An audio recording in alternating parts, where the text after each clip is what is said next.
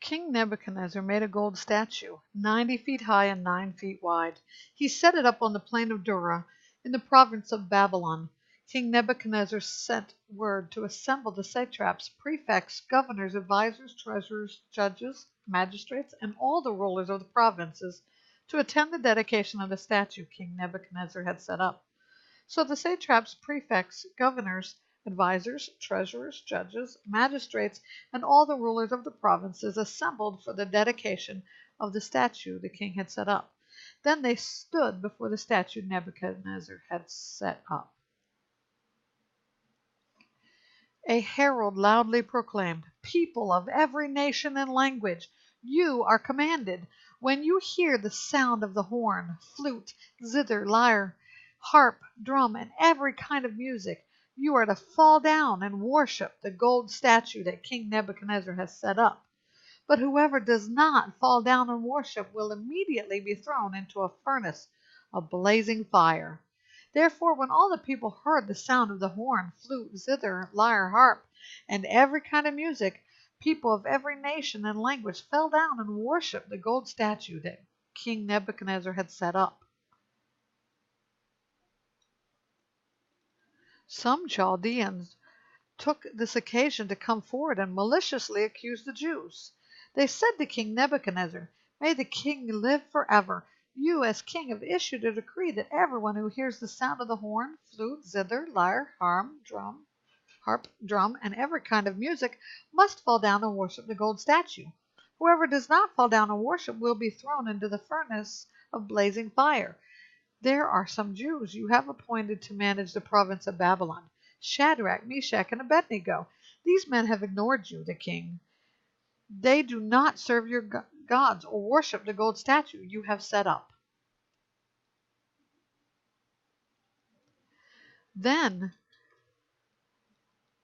in a furious rage, Nebuchadnezzar gave orders to bring Shadrach, Meshach, and Abednego. So these men were brought before the king. Nebuchadnezzar asked them, "Shadrach, Meshach, and Abednego, is it true that you don't serve my gods or worship the gold statue I have set up? Now, if you're ready, when you hear the sound of the horn, flute, zither, lyre, harp, drum, and every kind of music, fall down and worship the statue I made. But if you don't worship it, you will immediately be thrown into a furnace of blazing fire. And who is the God who can rescue you from my power?" Shadrach, Meshach, and Abednego replied to the king, "Nebuchadnezzar, we don't need to give you an answer to this question. If the God we serve exists, then he can rescue us from the furnace of blazing fire, and he can rescue us from the power of you, the king. But even if he does not rescue us, we want you as king to know that we will not serve your gods or worship the gold statue you set up." Then Nebuchadnezzar was filled with rage, and the expression on his face changed towards Shadrach, Meshach, and Abednego. He gave orders to heat the furnace 7 times more than was customary, and he commanded some of the strongest soldiers in his army to tie up Shadrach, Meshach, and Abednego and throw them into the furnace of blazing fire.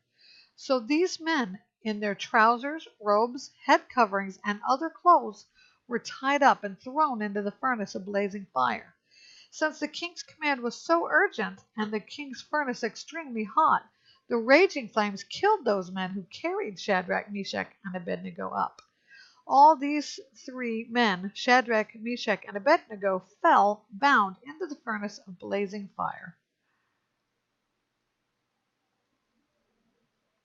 Then King Nebuchadnezzar jumped up in alarm. He said to his advisers, "Didn't we throw 3 men bound into the fire?"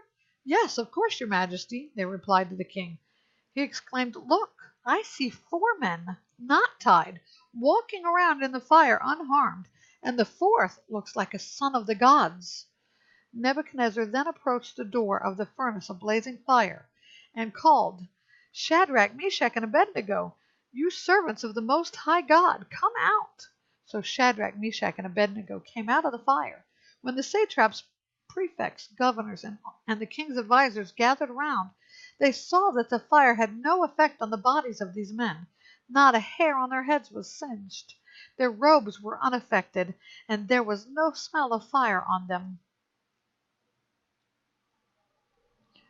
Nebuchadnezzar exclaimed, "Praise to the God of Shadrach, Meshach, and Abednego! He sent his angel and rescued his servants who trusted in him. They violated the king's command and risked their lives rather than serve or worship any god except their own God.